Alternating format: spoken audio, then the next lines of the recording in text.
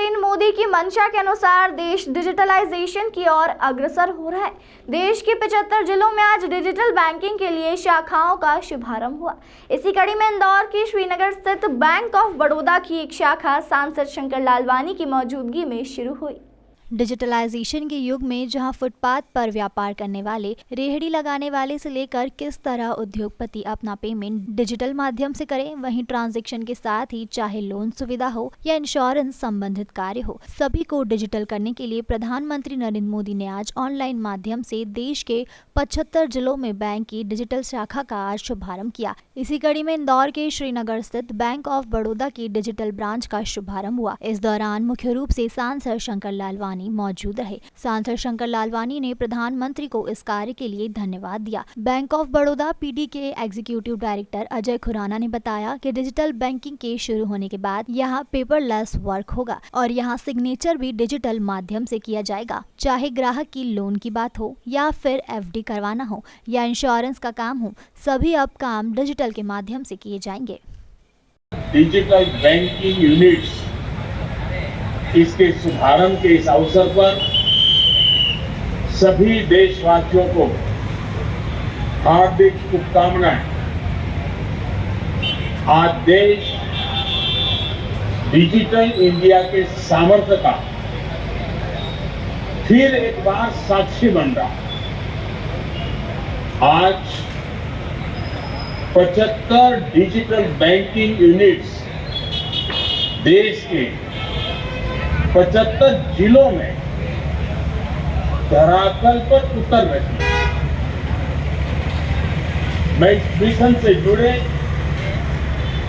सभी लोगों, हमारे बैंकिंग सेक्टर को, हमारे आरबीआई को बहुत बहुत बधाई देता हूं। सबसे पहले तो मैं इंदौर की जनता को अब बहुत बहुत बधाई देना चाहता हूं कि आप लोगों का शहर, जो कि सबसे सुंदर शहर, सबसे स्वच्छ शहर पिछले कई सालों से सेलेक्ट किया जा रहा है, उस शहर को सेलेक्ट किया गया। पहले जब 75 डिजिटल बैंकिंग यूनिट्स बने तो इंदौर शहर का भी एक नाम आया। आप सबको इसके लिए बहुत बहुत बधाई। आज़ादी के अमृत महोत्सव के अंतर्गत जो माननीय वित्त मंत्री जी ने, जो फाइनेंस मिनिस्टर ने, वित्त मंत्री जी ने जो बजट के दौरान घोषणा की थी कि पूरे देश में 75 डिजिटल बैंकिंग प्रारंभ होगी इस बार, उसका शुभारंभ किया। हम भी इंदौर वाले सौभाग्यशाली हैं कि हमको भी एक डिजिटल बैंक यहाँ मिली है। पूरा देश जिस प्रकार से डिजिटल हो रहा है हम देख रहे हैं। माननीय प्रधानमंत्री जी ने डिजिटल इंडिया की बात कही थी तब तो हमारे विपक्ष के साथी उस पर ये कमेंट कर रहे थे कि क्या गांव वाले या जो पढ़े लिखे कम है वो डिजिटल हो सकते हैं क्या। लेकिन हमने देखा किस प्रकार पूरा देश में डिजिटल के माध्यम से गांव, गरीब किसान, हर दुकानदार, यहाँ तक कि ठेले वाला भी जुड़ गया। तो ये माननीय प्रधानमंत्री जी की मंशा थी, उसके कारण संभव हो पाया।